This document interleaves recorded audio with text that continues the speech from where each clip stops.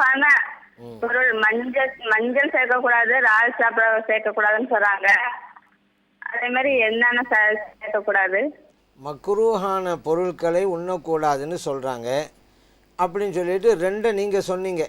அதான் மஞ்சள் அப்படின்னீங்க, இறால் அப்படின்னு சொன்னீங்க. இதை சாப்பிடக்கூடாதுங்கிறாங்க. இது அல்லாமல் வேறு என்னென்ன இருக்குது அப்படின்னு நீங்கள் கேட்டுக்கிறீங்க. மார்க்கத்தில் ஹலால் என்று சொல்லப்பட்ட எதை வேண்டுமானாலும் உண்ணலாங்க.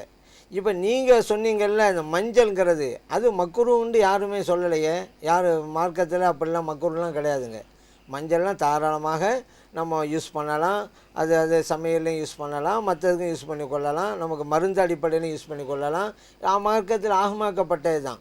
இப்போ மஞ்சளை யூஸ் பண்ணுவது மக்ரூ என்பது ஒரு தவறான கருத்துங்க. அது மார்க்கத்தில் இல்லை. அதே போல் மார்க்கத்தில் எது கூடாதோ அதுவெல்லாம் தெளிவாக சொல்லப்பட்டிருக்கிறது. எது கூடாது என்று சொல்லப்படலையோ அதுவெல்லாம் கூடும்னு தான் அர்த்தம். நாம் அன்றாடம் உபயோகிக்கிறோம் அல்லவா காய்கறிகள் எல்லாம், காய்கறி வகையெல்லாம் தாராளமாக கூடுங்க. இப்போ நீங்கள் மஞ்சள் அப்படின்னு கேட்டீங்க, அதுவெல்லாம் தாவர இதழ் கட்டுப்பட்டது தான், சைவ சம்மந்தப்பட்ட தானியங்களில் சம்மந்தப்பட்டது தான். அதனால் தாராளம் உண்ணலாம். அசைவம்னு வரும்பொழுது தான் சிலதை உண்ணக்கூடாது என்று மார்க்கம் சொல்லி தருகிறது. ஆனால் இந்த சைவத்தில் கூட ஒரு சில பேர் உண்ணக்கூடாதுன்னு சில பேரை நம்மளே கற்பனை பண்ணி கொள்கிறாங்க. இப்போ நீங்கள் மஞ்சள்னு சொன்னீங்கல்ல, ஆனால் மஞ்சள் அப்படியெல்லாம் கிடையாது, தாராளமாக யூஸ் பண்ணலாம். அதுபோல் சில பேர் இந்த பூசணிக்காயை சொல்லுவாங்க, பூசணிக்காய் சாப்பிடக்கூடாது அப்படின்னு சொல்லுவாங்க. அப்படிலாம் கிடையாது, பூசணிக்காய் சாப்பிட்லாம். காய்கறி எதுவாக இருந்தாலும் கூடுங்க. அதே நேரத்தில் பூஜைக்காக வேண்டி பயன்படுத்துவாங்க சில காய்கறிகளை, அதை சாப்பிடுவது மக்ரூன்னு நம்ம சொல்லலாம். உதாரணத்துக்கு சில பூசணிக்காயை கந்திஷ்டிக்காக வேண்டி ஒரு படங்கள்லாம் வரைஞ்சி வச்சுருப்பாங்க. அது சாதாரண யூஸ் பண்ணுகின்ற பூசணிக்காய் தான். அது சாப்பிடலாமா சாப்பிடக்கூடாதாங்கிறது அவர்களுடைய விருப்பத்தை பொறுத்தது. ஆனால் கந்திஷ்டிக்காக வேண்டி அதில் படமெல்லாம் வரைந்தப்பட்டிருந்தால் அப்போ அது ஒரு நம்பிக்கையின் அடிப்படையில் உபயோகப்படுத்தப்பட்டிருக்கு. அந்த பூசணிக்காய், அந்த குறிப்பிட்ட பூசணிக்காய் மட்டும் சாப்பிடக்கூடாது. ஆனால் அதே வகை பூசணிக்காய் கடையில் விற்கிறது வாங்குகிறோம், நம்ம சாப்பிட்லாமான்னா தாராளமாக சாப்பிட்லாம். இல்லைங்க அதையெல்லாம் வாங்க போய் சாப்பிட்றது அப்படின்னு சார் நினைக்கிறாங்க, வச்சுக்கிறோங்க, சாப்பிடாமல் இருக்கலாம், அது வேறு விஷயம். ஆனால் பூஜைக்காக வேண்டி பயன்படுத்தப்பட்டாலோ ஒரு சில ஐதீகம் நம்பிக்கையின் அடிப்படையில் ஒரு பொருள் பயன்படுத்தப்பட்டாலோ அந்த பயன்படுத்தப்பட்ட அந்த குறிப்பிட்ட பொருளை மட்டும் நம்ம தவிர்த்திடணும். மற்றபடி தாராளமாக செய்யலாம். இப்போ அதே போல் பாருங்களேன், இப்போ சில பேர் இந்த பொரியெல்லாம் பூஜைக்கு நடத்துவாங்க. பொரிங்கிறத தாராளமாக சாப்பிட்லாம் தான். பூஜைக்காக ஒரு தட்டில் வச்சு பூஜை நடத்தலாம் வச்சுக்கிறோங்க, அந்த பொரியை மட்டும் விட்டுற வேண்டியது தான். ஏன், அது வேறு ஒரு நம்பிக்கையின் அடிப்படையில் உபயோகப்படுத்தப்பட்டிருக்கு. மற்றபடி எல்லாத்தையுமே நம்ம சாப்பிட்லாம். காய்கறி வகையிலலாம் எந்த பிரச்சனையும் இல்லைங்க. ஆனால் அசைவம்னு வரும்பொழுது அல்லாஹ் தஆலா சிலதை சாப்பிடக்கூடாதுன்னு சொல்லியிருக்கிறான். அது என்ன, பன்றி சாப்பிடக்கூடாது என்று அல்லாஹ் தஆலா சொல்லி காட்டுகிறான்.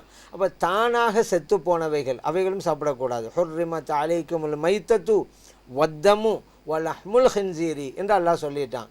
தாமாக செத்து போனவைகள், அதே போல் இரத்தம், அதே போல் பன்றி, இவைகளெல்லாம் கூடாதுன்னு அல்லாஹ் சொல்லிட்டான். அதை சொல்லக்கூடாது. அதே போல் இன்னொரு இடத்துல அல்லாஹ் சொல்லி காட்டுறான், வேட்டையாடும் மிருகங்கள் இவைகளும் உண்ணக்கூடாது. இப்போ எதெல்லாம் வேட்டையாடும், புலி வேட்டையாடும் மிருகம் அது சாப்பிடக்கூடாது. சிறுத்தை வேட்டையாடும் மிருகம் அது சாப்பிடக்கூடாது. எதுவெல்லாம் வேட்டையாடுகிறதோ அதை சாப்பிடக்கூடாது. பூனையும் அப்படி தான், பூனையும் வேட்டையாடும் மிருகத்தில் தான் கட்டுவோம். வேட்டையாடும் முன்னே பெரிய மிருகம் நினச்சிட வேணாம். பூனை கூட அந்த வேட்டையாடுகிற விலங்கில் கட்டுப்பட்டால் தான் இருக்கிறது. அதனால் அதையும் உண்ணக்கூடாது. மற்ற உணவுகளையெல்லாம் அந்த அசை போடும் மிருகங்கள்னு சொல்கிறோம் அல்லவா, ஆடு மாடு ஒட்டகங்களும் அசை போடும் மிருகங்கள், இவங்கெல்லாம் தாராளமாக நம்ம சாப்பிட்லாம். இப்போ அதில் தான் விதி வளர்க்குது. காய்கறி வேலை அப்படிலாம் இல்லை. இப்போ மஞ்சளும் அப்படி தான் தாம செய்யலாம். அதே நேரத்தில் இறால்னு கேட்டிங்க, அது மக்ரூன்னு இருக்கிறது ஹனபி மதுஹபில் மட்டும்தான். ஷாஃபி மதுஹபில் தாராளமாக அதையும் உண்ணலாம். ஏன்னு கேட்டால் அல்லாஹ் குர்ஆனில் சொல்லும் பொழுது உஹில்லலக்கும் சைதுல் பஹரி, கடலில் இருக்கக்கூடியவர்கள் உங்களுக்கு ஹலாலாக்கப்பட்டு விட்டதுன்னு அல்லாஹ் தஆலா சொல்லிட்டான். அதை நீங்கள் வேட்டையாடலாம், பிடிச்சு நீங்கள் சாப்பிட்லாம், உங்களுக்கு ஹலாலு என்று அல்லாஹ் தஆலா வசனத்தை சொல்லி காட்டுறான். இந்த வசனத்தின் அடிப்படையில் ஷாஃபி இமாம் சொல்கிறாங்க, நீரில் மட்டும் வாழுகிற எதுவாக இருந்தாலும் உண்ணலாம் அப்படின்ட்டாங்க. நீரில் வாழுது, நீரை விட்டு வெளியே எடுத்த தண்ணீரை வெளியே எடுத்துட்டா செத்து போகிறதுன்னு வச்சுக்கிறோங்க, தாராளமாக சாப்பிட்லாம். அது எந்த உயிரினமாக இருந்தாலும் பரவாயில்ல, மீன் இறால் இவைகள்லாம் அப்படி தான். நீங்கள் வெளியே பிடிச்சி வந்தாலே செத்து போயிடும், நீரில் தான் வாழும், நிலத்தில் வாழாது. இதெல்லாம் நீங்கள் சாப்பிட்லாம். அதே நேரத்தில் ஆமைன்னு வச்சுக்கிறோங்க, பாம்புன்னு வச்சுக்கிறோங்க, நீரிலும் வாழும். நீரை விட்டு வெளியே எடுத்துட்டாலும் உயிரோடு தான் இருக்கும். ஆமையெல்லாம் நீங்கள் நீரை விட்டு வெளியே எடுத்துட்டாலும் பல மாதங்கள் வருஷங்கள் உயிரோடு இருந்துக்கிட்டு தான் இருக்கும். இப்போ ஆமையை சாப்பிட்லாமா? நீரில் தானே இருக்குதுன்னு சொன்னால் சாப்பிடக்கூடாது. ஏன்? அது நீரிலும் வாழ்கிறது, நிலத்திலும் வாழ்கிறது. பாம்பு சாப்பிடலாமா? சாப்பிடக்கூடாது. ஏன்? அது நீரிலும் வாழ்கிறது, நிலத்திலும் வாழ்கிறது. இப்போ இறால் அப்படிங்கிறது நீரில் மட்டும் வாழ்கிறது, ஆகவே அது உண்ணலாம் என்று ஷாஃபி இமாம் சட்டம் எடுத்திருக்காங்க. அப்போ அவங்க சட்டம் எடுத்ததுக்கும் அந்த உஹில்லலக்கும் சைதுல் பஹரிங்கிற அந்த வசனம் தான் ஆதாரம்.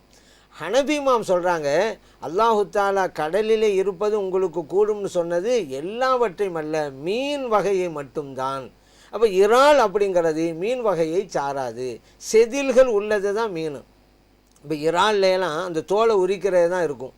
அதேதான் தான் இறால், சுறா மீன், திருக்க மீன், இதுவெல்லாம் மக்ரூஹ் ஹனபி இமாம்டைய. அதுவெல்லாம் செதில்கள் இல்லை, தோலை உரிக்கிற அது ஒரு உயிரினம், அதனால் அதை தவிர்த்து விட வேண்டும், அது மக்ரூன்னு சொல்லியிருக்கிறாங்க.